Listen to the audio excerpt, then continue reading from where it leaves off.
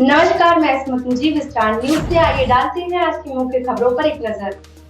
55 UP battalion NCC Kanpur group की संयुक्त प्रशिक्षण शिविर में 181 कानपुर छावनी स्थित 14 राष्ट्रपुताना ओल्ड लाइन कैंप एरिया में शनिवार दिनांक 24 अप्रैल से आरंभ हुआ। इस शिविर का समापन 3 मई 2024 को होगा। कैंप में 400 एनसीसी कैडेट्स जिला कानपुर नगर देहात कन्नौज उन्नाव हमीरपुर में भाग ले रहे हैं। आज संयुक्त वार्षिक प्रशिक्षण शिविर में 90 दिन कैंप के कैडेट्स को निर्धारित कार्यक्रम के अनुसार उनका प्रशिक्षण प्रारंभ किया गया। कैंप में एनसीसी विषयों का प्रशिक्षण दिया गया, जिसमें PT, yoga, field craft, battle craft, map reading, drill, आपदा प्रबंधन, हेल्थ एंड हाइजीन, प्राथमिक चिकित्सा, फायर फाइटिंग का प्रशिक्षण दिया गया। 40 कैडेट्स ने 137 टीए बटालियन के साथ सफाई एवं वृक्षारोपण किया। सिविल डिफेंस विभाग के सहायक उप नियंत्रक विमलेश यादव ने कैडेट्स को फायर फाइटिंग व डिजास्टर मैनेजमेंट का लेक्चर व डेमो दिया। सायंकाल कैंप में सांस्कृतिक कार्यक्रम का आयोजन किया गया, जिसके मुख्य अतिथि Vijay Agnihotri, guard of honour Shrimati Seema Khanna रहीं। कर्नल समीर कौशिक द्वारा मुख्य अतिथि महोदय को पुष्पगुच्छ देकर यानी बुके देकर सम्मानित किया गया। मुख्य अतिथि का सूक्ष्म परिचय आपने कानपुर में सेंट एलोयसिस में इंटरमीडिएट तक पढ़ाई की, जिसके पश्चात पीपीएन कॉलेज में उच्च शिक्षा प्राप्त की।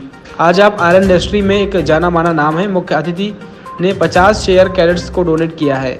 मुख्य अतिथि Vijay Agnihotri, colonel Sameer Kaushik, colonel C C Nag, सूबेदार मेजर सुरेंद्र सिंह, सेना मेडल, गणेश प्रतिमा में दीप प्रज्वलित कर कार्यक्रम की शुरुआत करी। अंशिका शिवा एवं ग्रुप्स ने गणेश वंदना की। विघ्नहरण मंगलकरण श्री गणपति महाराज। उसके बाद कैडेट नंदिनी ने आयगिरी नंदिनी भजन गाया। Cadet Shailja Verma and group ने बूमरो गीत कर नृत्य किया। कैडेट्स अंशिका ने पंजाब का गिद्धा, कैडेट प्रियंका ने आंशिक एंड ग्रुप ने समूह नृत्य किया।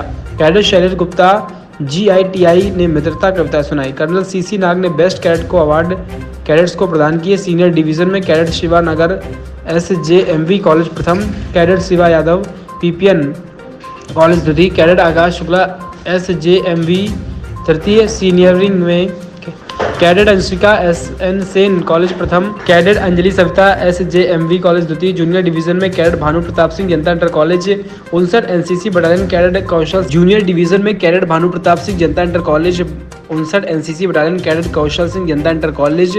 जूनियर विंग में cadet Mahak Gandhi inter college Orai 58 battalion, cadet Anshika SKS inter college 55 battalion. Colonel C C Nag ने कैडेट्स को इसी तरह से अच्छी तरह से अपनी तैयारी करने के लिए प्रोत्साहित किया है। संबोधित किया कि थल सैनिक कैंप व शूटिंग कैंप में आप सभी के चयनित होने की हम आशा करते हैं। सूबेदार जगदीश, सूबेदार सुब्रत नायाब, सूबेदार ताजवीर ने फायरिंग कैडेट्स को अवार्ड देकर सम्मानित किया। कर्नल समीर कौशिक ने सभी अपने संबोधन में अतिथियों का धन्यवाद दिया। कैडेट्स को अपने जीवन अपने प्रयासों से अच्छे से अच्छा करने की सीख दी।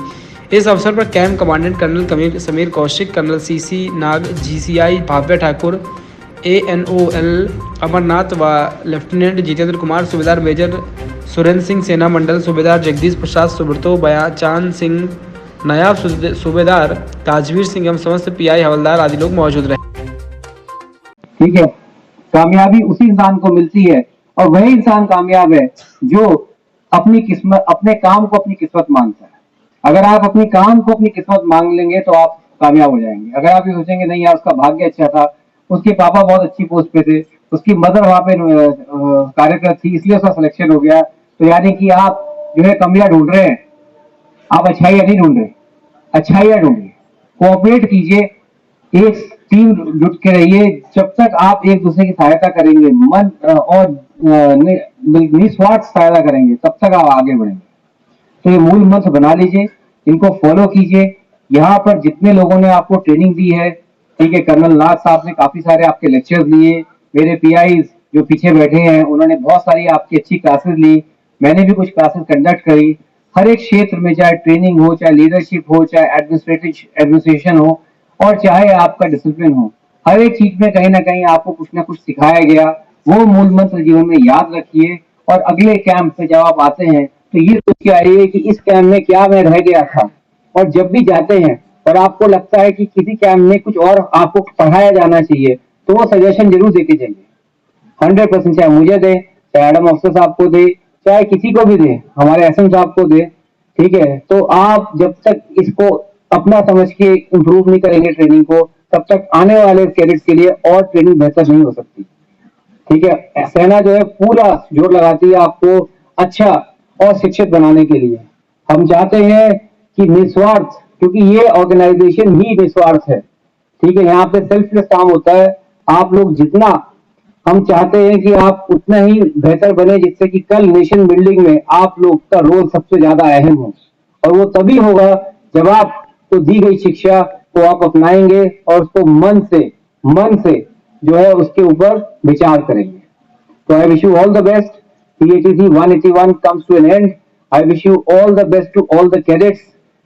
Whatever you have learned over here, remember, this is just the beginning. Remember, this is just the beginning and there's lot to be done. You have got very less time and very tremendous amount of work is required to be done by you so as you can succeed. There's a lot of competition. All the best. Jai Hind, Jai Bharat. Thank you so much, sir, for the wonderful speech. देश के पास ये तीनों है और तीनों सशक्त रूप में है, वही देश अपना परचम इस विश्व में लहरा रहा है, अन्यथा नहीं। और भारत की सेना मैंने बता दी तीसरे नंबर पे है, ठीक है। आज भारत बहुत तरक्की कर रहा है, हमारा देश 5वें नंबर पे है जहां तक पैसे का सवाल है, ठीक है। हमारा जितना जीडीपी है, जितना ट्रिलियन मनी है हमारे पास, हमारी बढ़ोतरी बढ़ती जा रही है। और तीसरा है हमारा प्रशासन, तो उसके बारे में, क्योंकि भारत एक डेमोक्रेटिक देश है तो यहाँ का प्रशासन जो है अपने आप में बहुत बहुमूल्य है, क्योंकि अगर आप देखेंगे वही देश सशक्त है, वही लोग कामयाब हैं जो डेमोक्रेसी को ज्यादा अपनाते हैं। ये आंकड़े बताते हैं। आप लोग चाइना सोच रहे होंगे, लेकिन चाइना जो है किसी और कारण से आगे निकल रहा है।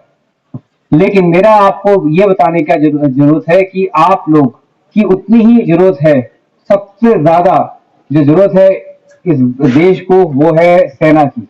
और सेना, अगर आप जो है सतयुग में जाए, वहां पर भी सेना की जरूरत थी, ठीक है। त्रेता युग में जाए जहाँ श्री राम ने युद्ध लड़ा, द्वापर युग में जाए जहाँ श्री कृष्ण ने युद्ध लड़ा, और आज जो है कलयुग में जाए तो यहाँ पर इंडियन आर्मी आपकी युद्ध लड़ रही है। तो युद्ध की प्राथमिकता, युद्ध की भूमिका और युद्ध का जौहर सदा रहेगा।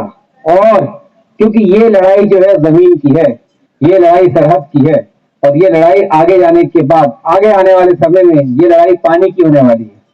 जैसे आज हम लोग जमीन के लड़ रहे हैं, कल आप देखेंगे लोग पानी के लड़ेंगे। ये आंकड़े जो है हमें समय बता रहा है।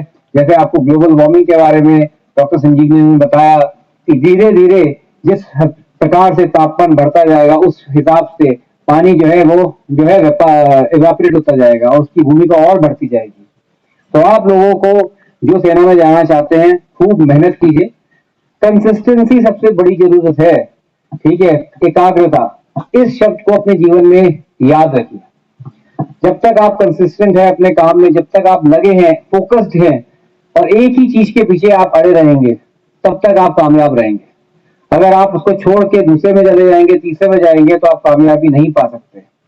और दूसरा, किसी भी लोगों के बीच, जो लोग आपके आसपास है, उनसे प्रभावित होने की जरूरत नहीं है। जो भी आपके आसपास है, जो आप कर रहे हैं और जो आपने अपना लक्ष्य बनाया है, उसके प्रति सजग रहिए, उसके प्रति जो है आश्रित रहिए।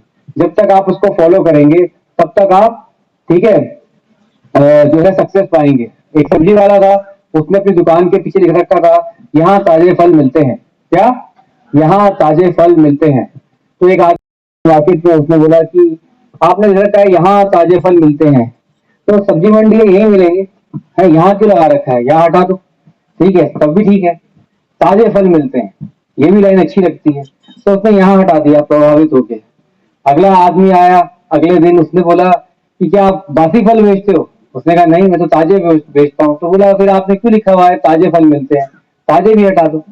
उसने ताजे भी हटा दिया, अब क्या रह गया? फल मिलते हैं। ठीक है, तो उससे अगले बार व्यक्ति आया, उसने कहा आप क्या बेचते हो? बोला मैं फल बेचता हूँ। तो जब आप फल बेचते हो तो क्यों लिख रखा है फल मिलते हैं, फल भी हटा दो। उसने फल भी हटा दिया। इस प्रकार प्रभावित होके वहां पे रह गया सिर्फ मिलते हैं। ठीक है, तो अगला आया, उसने बोला कि मिलते क्यों है, ये आपको लिखना चाहिए था बिकते हैं, क्योंकि आप तो फल बेच रहे हो। उसने कहा ये बात भी ठीक है, उसने वो भी हटा दिया। ठीक है, उसने कहा ये, तो उसने क्या किया, उसके बाद एक मुझ जैसा व्यक्ति पहुंचा उसके अगले दिन। उसने बोला आप इतनी अच्छी दुकान खोल के बैठे हैं और आपने कुछ भी नहीं लिखा हुआ है, यहाँ लिखिए ना यहाँ ताजे फल मिलते हैं। ठीक है, क्यों नहीं लिखते आप? तो आपका बिजनेस और फैलेगा। तो वो परेशान हो गया और उसने सोचा कि मैं क्या करूं। तो ये कहानी हमें बताती है कि जो आपने सोचा है और जो आप चाहते हैं करना, उसमें किसी और की मत सुनिए, क्योंकि वो सफलता की तभी लोग प्रशंसा करेंगे जब आप कामयाब होंगे। जितने भी इस दुनिया में पागल लोग हुए हैं, उनको सब लोगों ने तभी पागल कहा है, लेकिन जब उन्होंने अपना आयाम हासिल कर लिया है, सब लोगों ने उनकी प्रशंसा की है, उनकी सराहना की। तो ये जो है जीवन में याद रखिए, अपना लक्ष्य को बहुत गंभीरता से चुनिए, बहुत गंभीरता से, क्योंकि जो आज मैं हूँ, मैं 25 साल से यही काम कर रहा हूँ। आज सैनिक हूँ, मैं 25 साल से सैनिक हूँ। ठीक है, कोई मीडिया में है तो 25 साल से मीडिया कर रहा है, कोई पढ़ा रहा है तो पढ़ा ही रहा है। ठीक है, कितने विद्वान लोग मेरे आगे बैठे हैं। तो लेकिन जो आप बनेंगे उसी को आप जीवन भर, चाहे या ना चाहे, बीज वो बोइए जो फसल आप काटना चाहते हैं। अगर आप वो बीज बो रहे हैं तभी आप कामयाब होंगे, और तभी आप उस फसल को एंजॉय करेंगे, वहां पर कटिया डाल के एंजॉय करेंगे। समझे मैं क्या बोल रहा हूँ? अगर आप गलत लाइन में चले गए तो आपको जिंदगी भर वही काम करना पड़ेगा। अपना लक्ष्य चुनिए, उसके लिए कार्यरत रहिए और मन लगा के कार्य कीजिए। This is your formative years of life. अगले 5 साल आपके जीवन को बदल देंगे। विश्वास रखिए, अगले 5 साल आपके जीवन के सबसे महत्वपूर्ण साल है। ये तो आपको या तो बना देंगे या आपको घटा देंगे, लेकिन होगा जरूर इन दोनों से एक ही। और मैं आपको बता रहा हूँ, कामयाबी उसी इंसान की कदम चूमती है जो इंसान सशक्त रहता है, मेहनत करता है और विश्वास करता है अपने आप।